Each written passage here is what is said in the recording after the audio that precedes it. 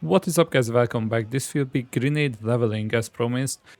Important to note here is that every information you can find in the POE down in the description, including the routing for the campaign, the skill gems, and the skill points that you want to take. So first thing we do is we kill the miller. We go in town, we take our first skill gem, which will be explosive grenade. We make sure that we always check the vendor with a regex. Regex will be linked down below as well. We are mainly looking for lightning damage affixes. So in the camp we take our second skill, which will be frost bomb. This will allow us to have more damage on bosses basically until level 20. We kill the first boss, we take the 10 resist. Here in the hut, if you have mobs following you, you can just respawn a checkpoint and they will despawn basically. You can 1v1 the boss then. It will drop us our very first support gem, which will be multi-shot.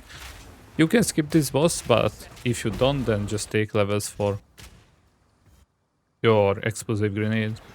In the next area, you wanna make sure to look for the weapon racks to get yourself a crossbow upgrade. We kill the first boss.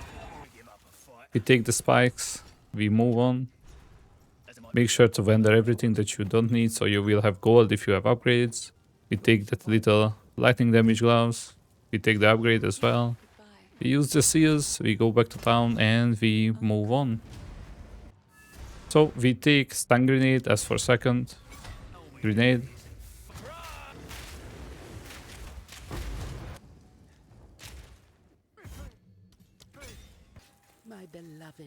We get iron ring from the cemetery, just like a true gamer would on LeagueStart.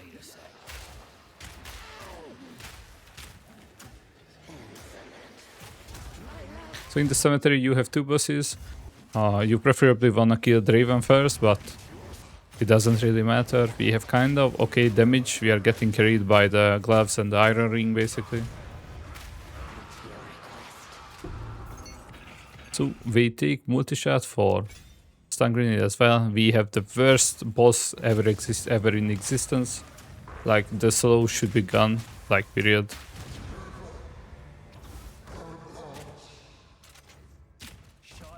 Alright, we wanna make sure to save up all our regals and exiles for the next act where we actually get a nice upgrade. We take the 10% movement speed boots, that's why we check vendors all the time. We take magnified area for the explosive grenade, which is a mistake. It should be elemental ornament, but oh well. We take pounce as well. We will use a talisman in offhand, and we will use pounce in wall form. It will be our main movement ability for the wall run, basically. We kill the boss for the 2 extra skill points. We take the int node because we needed it for the pounce. We get ourselves a talisman, and then from this point on, as I said, it spawns all the way till the very end of the campaign. The nice movement speed skill. We wanna make sure to actually use this. Also, the animation is just better for the wall form. So we go into the next area, we clear all the rituals, and we take on the boss. We fall below the map.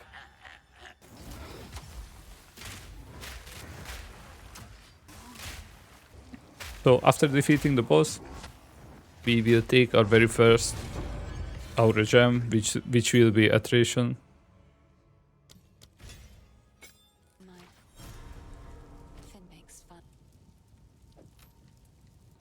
And then we move to farmlands. We take the loot. This will be necessary once in a league. So we take that for the bench.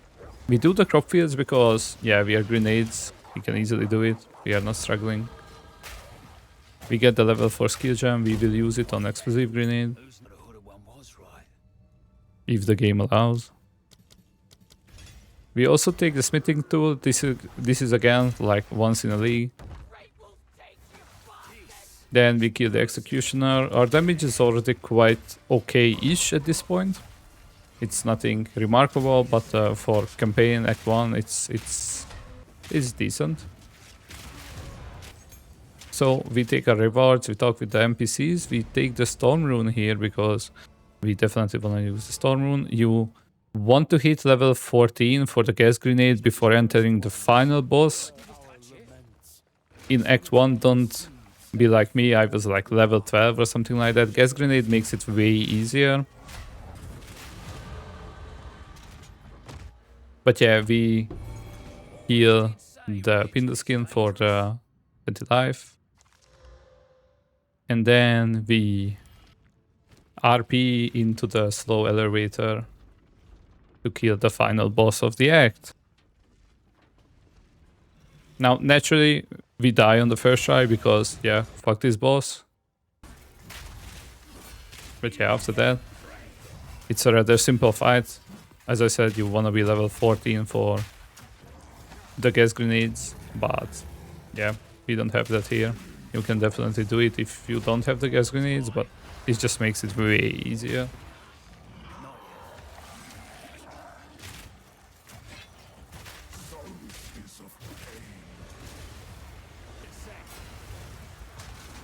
In the next area, we are definitely looking for level 16 in Act 2 to get ourselves a nice weapon upgrade.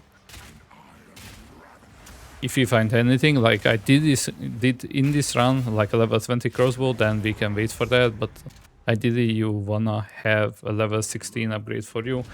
You will use your regals and exiles on that crossbow. It feels like double to triple your damage basically.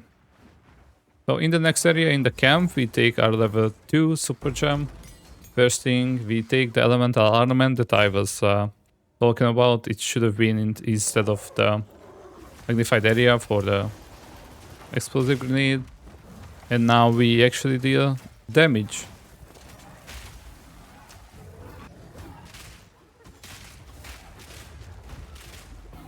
So yeah, we kill the first box, we go on the ship and we clear our very first area.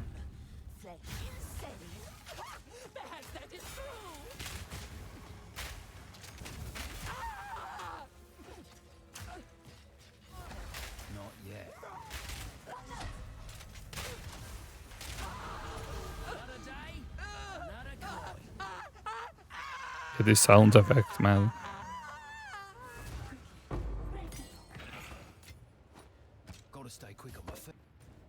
Right, from here we go to Traitor's Passage.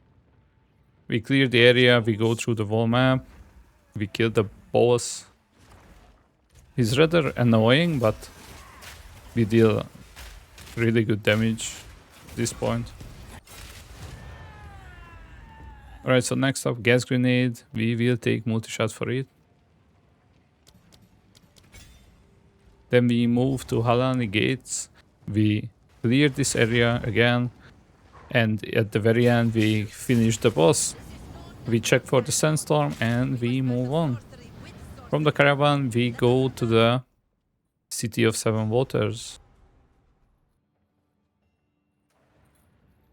We kill the Venom boss in the first area. We take the +2 skill points. We make sure to kill mobs in this area. And we take our very first charm piece. So we have a level 20 crossbow at this point. Really good, really strong. As you can clearly see, the damage is rather good.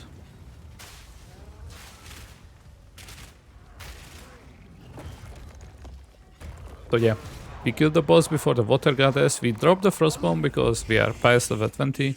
We take the water. And from here, we go to the Badlands. Now in the Badlands, we clear the Abyss. It's the very first time you encounter it. It gives a bunch of XP and it gives a guaranteed jawbone. Now, since I have a crossbow with 6 mods, I will just YOLO it, hit the suffix and have like a super good crossbow at this point, and this can carry me through the end game. Naturally, I hit the only stat that matters on the crossbow, so yeah, better luck than me, I guess. And naturally, it's hybrid. But when we check the vendor, it has like a +2 projectile skill and increased damage percentage crossbow for us, so saved. Right, so in the bone pits, we take our second relic, we kill the bosses rather.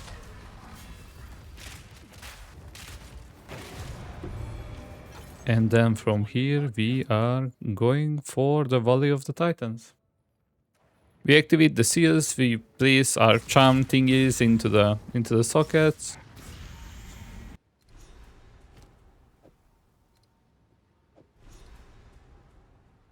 And we take the +1 charm.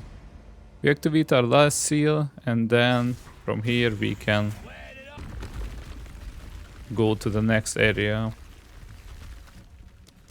and kill the Titan boss. We make sure to keep our grenades leveled. We are using explosive grenade, gas grenade, and stun grenade at this point, with pounce as a movement skill. This boss is rather annoying because your grenades can actually bounce off from the platform, which is a huge damage loss. But you can definitely take him down.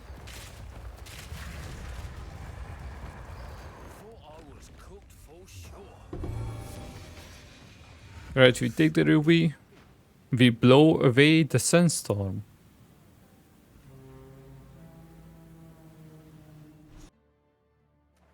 And then we go to the Shar. From the Shar, we are going to the Spires of the Shar. We kill the boss. On this boss, you actually deal negative damage, so you actually need to look out for stuff. Then you realize you forget your best item in the Shar. You fix that, you go back, and then from here we are going to the Dreadnought.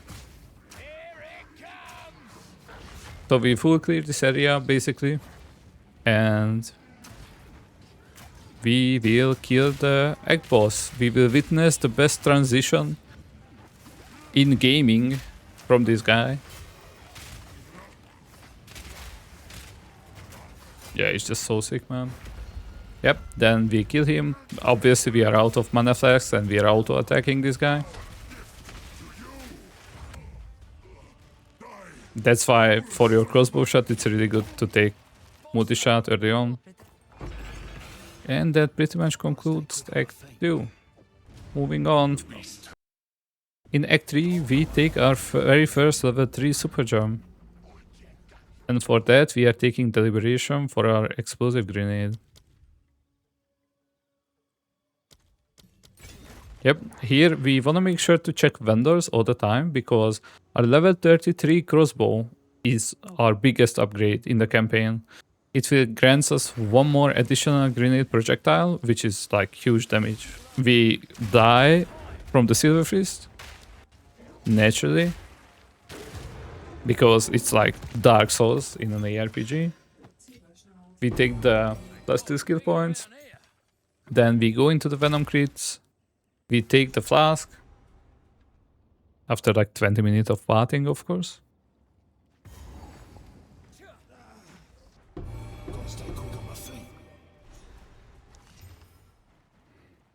We take the reward for it, we take the stun. And then we move to the next area. We wanna make sure to check the vendor all the time because at this point we are really fishing for our next upgrade. For our gas grenade, we are also taking deliberation for extra damage. Right, so we go into the next area, we summon Alva, and then we go to the Azak Bok. Here, it's a crazy tag. Before the boss fight, you can actually kill all the mobs, respawn at checkpoint, and everyone will respawn, giving you crazy XP. So like you can fly through the levels here. I suggest you going for level 33 in this area because damn, it's just so good. 34 even, if you can. It's a really, really good XP. You kill everything, you take the loot, and then you just level. Since you are leveling, you wanna make sure that between every level up, you wanna check the vendor for your next upgrade. Just like I did, I got a really good crossbow. And then we keep on farming levels. So yeah, I farmed up until level 34. This is good. You don't wanna be too under leveled for the campaign. Now we can use our upgraded crossbow as well. You can see the damage is rather impressive at this point. And we still haven't ascended yet, which we're gonna fix in Act 3. So we kill the foes. We are checking for vendors, like you can find nice upgrades just like I did. We are looking for resists at this point, and we are going for the next area. In the next area we are taking the waypoint for the Trial of Chaos. We killed the boss in the Chimera of Wetlands. It will grant us an ultimatum key.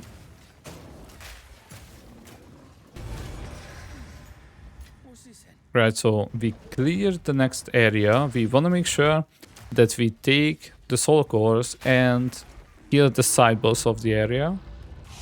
It will grant us 10% fire res, I believe.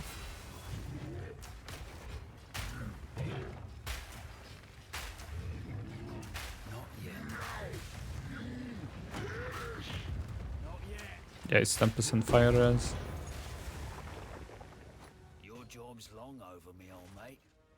Alright, for oil ground, we gonna take potent exposure and persistent ground.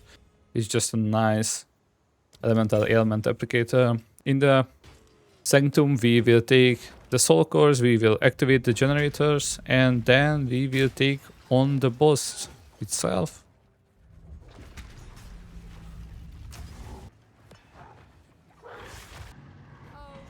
Okay, so after this boss, the next boss is Viper Atsuli. And even though we are dealing okay damage, as I said, we still haven't ascended yet, which we gonna fix because Viper Atsuli is really annoying if you don't have the damage for her.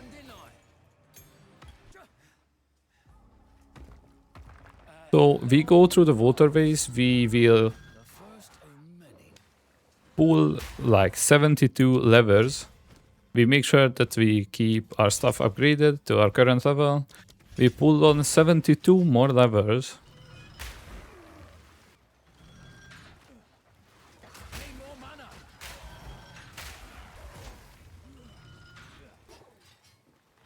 And we pull one final lever.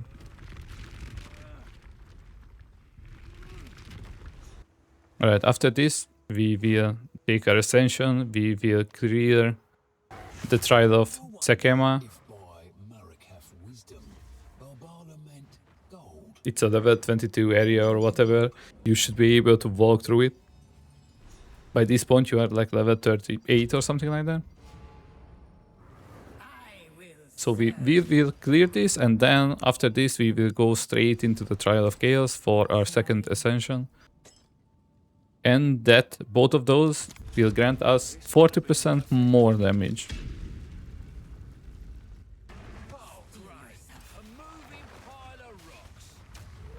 As you can clearly see, the damage on the boss is just absolutely nuts. So we take Witch Hunter, we take the very first 2 points, and then we move to Trial of Chaos.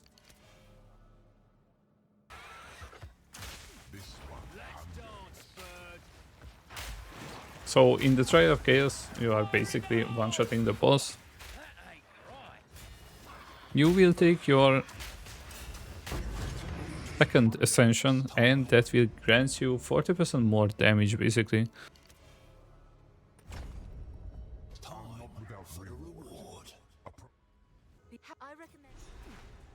We go into the Drowned City. Here we wanna go into the Molten Vault. This is again a one-time thing per league. We will kill the boss of the area. Our damage at this point should be rather satisfying. Right, we take the hammer. Then we kill the Queen of Field, and then we move to the temple.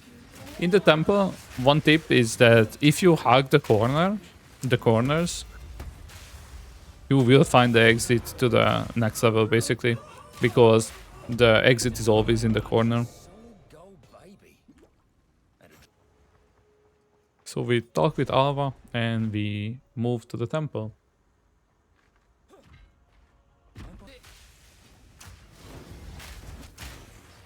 We kill the High Priestess.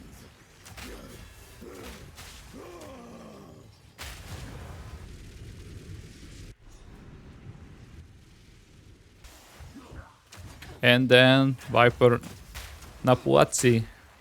We go. We have nice damage, but she will definitely go into phases. So you have to do some dodging eventually. If you are over leveled at this point, then maybe you can actually kill her without like she doing the phases.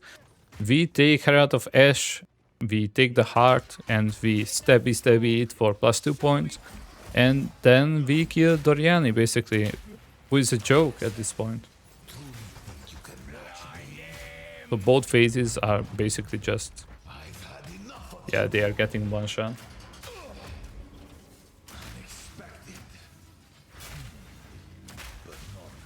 Yeah, they get stunned and then there is nothing they can do. So in Act 4, you want to make sure that everything is up to the current level. So level up your gems, clean up your inventory and stuff like that. And then we can move to our very first island. With the islands, it's gonna be the same pattern. You go to an island, you have to go at the end of the zone, you kill the boss and then you move on. One more thing, we take a rapid chat before the end of the first island. We take rapid chat. We can preload this before bosses. It will grant us like 25% more damage or something like that. So we make good use of that. So you can see our damage is rather good. Considering that we don't have that good gear, yeah? With this, we take the spikes, we kill Omniphobia. And then we move to our next island.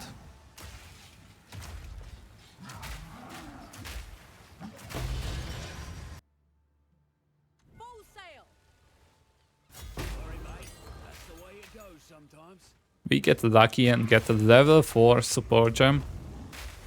We will take payload for our explosive grenades for that. Payload is a super big damage increase that we wanna make sure that you use.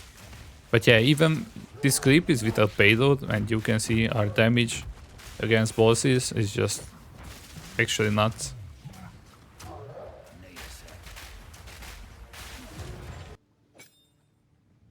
Yep. We take payload for explosive grenade. We move to the prison. We take recovery from life flask. And then we move through the whole area. We ballista this guy to absolute oblivion.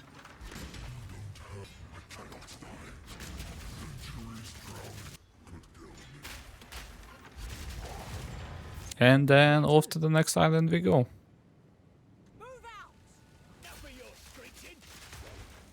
Again, clear the whole island basically. Go into the boss and one-shot the boss.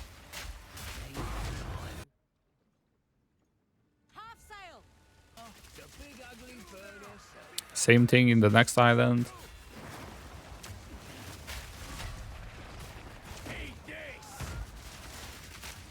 Like at this point, bosses stand like no chance whatsoever. They are just getting blown up once they are stunned, and we can actually stun them with our stun grenade rather easily. So in the Eye of Hinakura, we take the 3 trials. We take the 5% extra mana from the trials.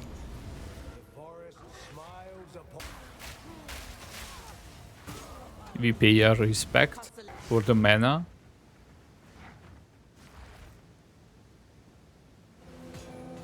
And then off to the next area we go. In the next area we have 3 more trials. We take the tattoos. We wanna make sure to grab the resist, because that's way more beneficial, especially like early league. So we take fire, lightning and cold res. we killed a monkey. He's rather annoying because he's moving around like quite a lot, but it's fine. Our damage is really good at this point.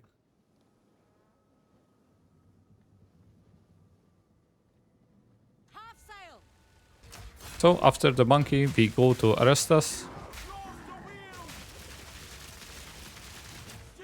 The first boss that we face is rather annoying because he's getting shielded from the other guys, but you can just blast through him. We take on the boss of the end of the zone, like he's the joke at this point.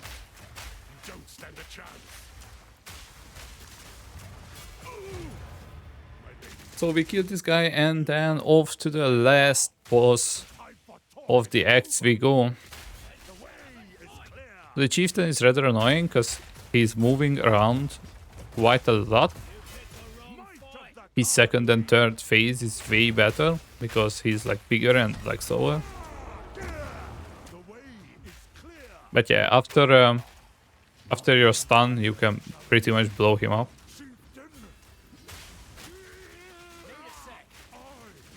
So yeah, we face the chieftain. He does his transformation. And then we just blow him up.